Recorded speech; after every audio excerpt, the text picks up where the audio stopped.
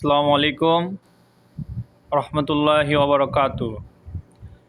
আজ আপনাদের সামনে নিয়ত সম্পর্কে গুরুত্বপূর্ণ হাদিস পেশ করিবেন মাওলানা আব্দুল কাদের। বিসমিল্লাহির রহমানির রহিম।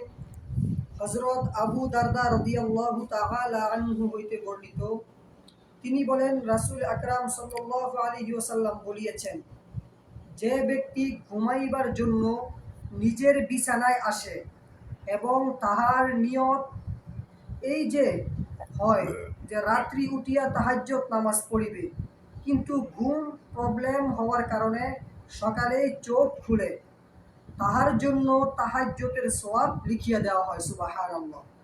এবং তাহার ঘুম তাহার রবের পক্ষ হইতে তাহার জন্য দান স্বরূপ হয়।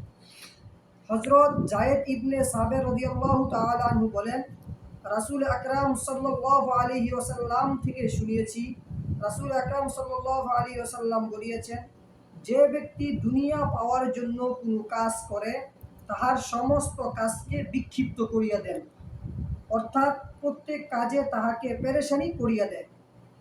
আর যে ব্যক্তি আল্লাহকে রাজি খুশি করার জন্য যেই কোনো কাজ করে না কেন, যে ব্যক্তির নিয়ত আখেরাত হয়, যে ব্যক্তির নিয়ত আল্লাহকে রাজি খুশি করার জন্য কোনো কাজ করে, আল্লাহ তাআলা তার সমস্ত কাজকে সহজ করিয়া দেন। সুবহানাল্লাহ। তাহার দিলকে ধনী বাড়িয়ে দেন।